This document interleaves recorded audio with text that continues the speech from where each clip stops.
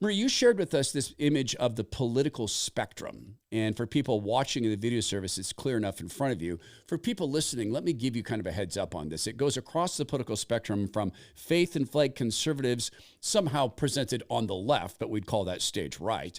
There's 10% of us. And then progressive, 6% on the far right, that's stage left. In other words, there's 40% of us to the right, 45% to the left, and as you see in the next, or as you would see then, given the numbers, there's about 17% of people we need to persuade.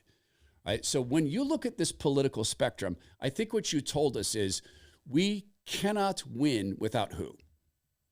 The moderates. It's the people in the middle. Those of us on the extremes tend to be the loud voices that we hear on all sides of the media spectrum. But it's the people in the middle that make every single political decision in the United States of America. And when they go at this, I want to go through some of these categories. You start with the flag and faith and flag conservatives, committed conservatives, populist right. Let's talk about some of those. I'm a faith and flag conservative, I think. Yeah, I mean, I think I would obviously identify there myself as well. The categories were those devised by Pew Research. It's their spectrum. Yeah. And I think what they were attempting to do is find a way to give a name to these people without using like Republican and Democrat, because it is more about they're trying to identify ideology than party. And sometimes that meshes and sometimes it doesn't, which is why the strict middle is probably that 17% you're talking about, but moderates can actually be a broader coalition than that, because there are things that truly touch base with everybody's political ideologies. Is the populist right, is that sort of new at that number? I mean, populism. I've always been afraid of populism because unguided, it can be very, very dangerous. I describe myself as a Christian, conservative, constitutional populist.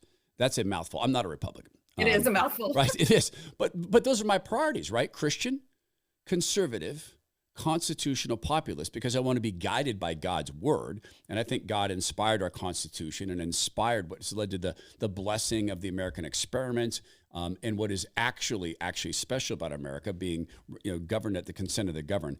Have you seen, like, as populist grows, I know this is Pew's data, but have you seen populism increase? I wouldn't say that I have. I think the thing to always remember about politics and human nature, history especially, is there's nothing new. So the rise of populism ebbs and flows, as what we like to refer to as the Overton window shifts over time. But it's never, in my opinion, it's never a huge number, overwhelming, as you can see from the spectrum there. It grows a little and it shrinks a little, but it's, I think people on the ground don't identify with that statement because most people don't even understand what that means. Right. They don't understand what liberal means. They don't understand what progressive means. They don't really understand what the Republican Party stands for. So we use all these labels and nobody knows what they mean. Yeah. And then you get to the labels in the center, the ambivalent right, the stressed sideliners, outsider left. And now we're getting into this area where you have given us this framework for how to speak to people. Ambivalent right, I assume that means people who maybe they're a one issue person. I want to keep my guns. I'm against abortion, but I'm not really going to be bothered to go vote in municipal elections or state elections. Maybe I'll go vote for president. Stressed sideliners, I'd like to talk about that. Outsider left, maybe I don't have a home because I'm actually a communist and I want just people just to take over the country with communism. I'm reading into this, but is that relatively accurate? Then I want to talk about these stressed sideliners. Yeah, the only thing I would maybe shift slightly in what you said is the outsider left is more of what I think you and I would consider classical liberals. Oh, good. Okay. Who we, back in the 80s when my dad was involved in school board elections, we could have conversations with these people and we would find the areas that we disagree, but it wasn't heated and it wasn't, you're my enemy and I'm the enemy. Now those people have, as the Democrat Party has moved further to the left in some of their outspoken views, those people have found themselves in that category. You talked about, a lot of us want to think it's our intuition, our intuition, or no, pardon me, our reasoning. Our reasoning drives our decision. Our reasoning is not automatic. It's explaining. It's conscious.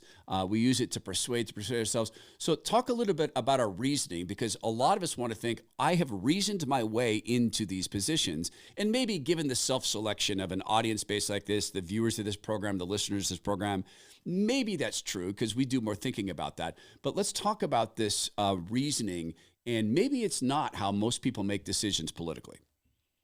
Yeah.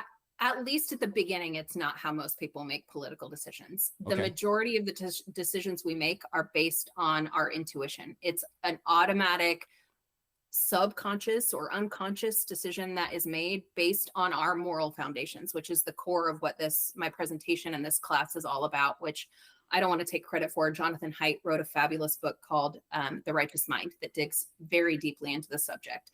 But our intuition is what is triggered by those moral foundations. So when we see somebody kick a puppy, for example, we don't reason that that's wrong. We feel that it's wrong. That is our intuition that tells us that. And so we have a whole chunk of the right, in particular, who love to believe and probably are factually very logical people. Mm-hmm. But our reasoning is much like a tiny lawyer who lives in our brain, whose job it is to defend all of our intuitive decisions. So when we make the decision, that lawyer kicks in and starts telling us why that's right and why that's the correct assumption that we've arrived at. And unless we are self-aware enough or presented with the proper evidence, we don't often change that.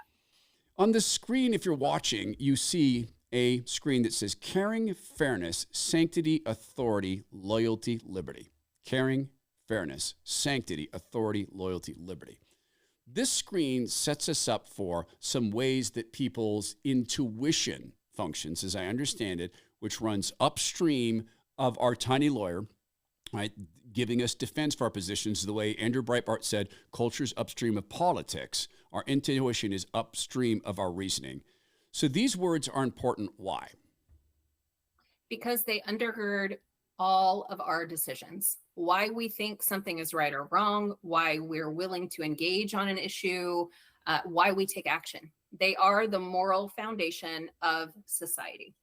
So let's run through some of them, because I think some of them are self-explanatory, or maybe they're not. I know that you feel that liberty's not, and liberty and freedom get sort of confused with one another. But let's just talk about caring. Is there a universal sort of interpretation of caring, or is it more of a feeling like you're being cared for and caring for others?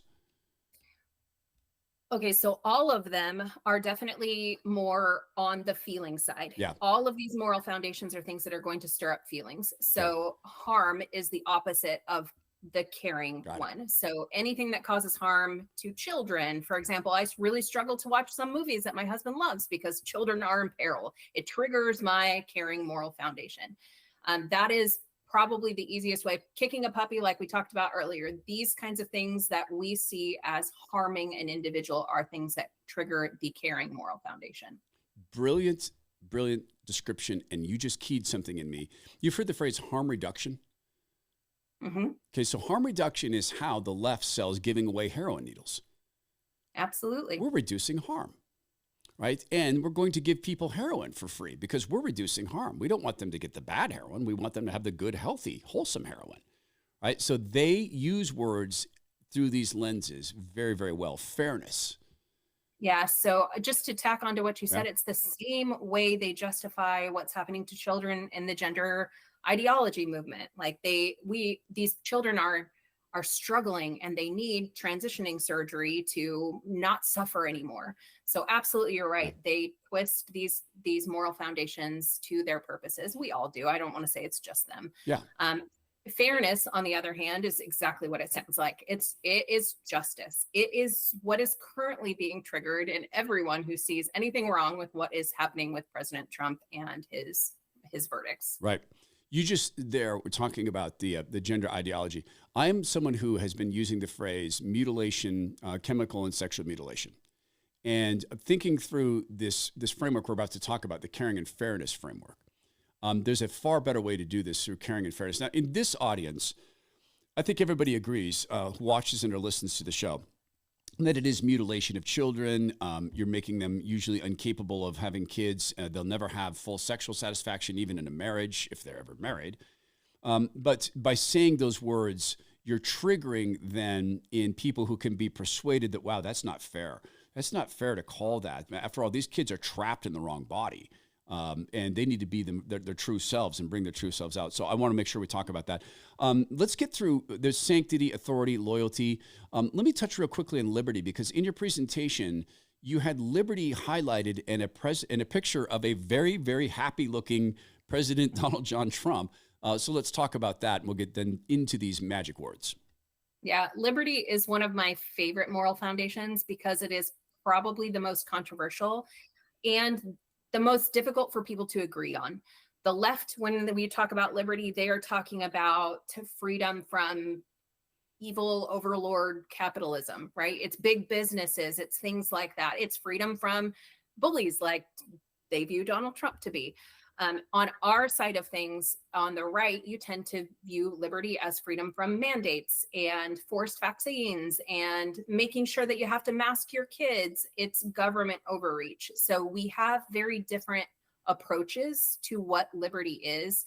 And I think part of that is because we've actually lost the definition of liberty. When we look back at our founding documents, very rarely do they ever talk about freedom, but that's all we talk about nowadays. We have the freedom of speech. We're a free country. We're the land of the free and the home of the brave.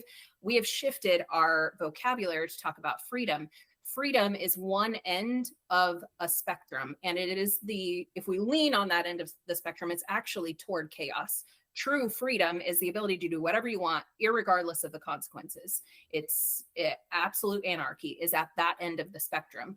Liberty is the other end of that spectrum, where we are using our freedom, our God-given agency, to its proper use. It has a moral connotation. It takes into account these moral foundations. It is, in my belief, the following of the 10 Commandments and the things the Lord has set forward for the safe use of our freedom. And so the founding fathers thought the same way. Anybody who thinks they were irreligious people is sadly mistaken.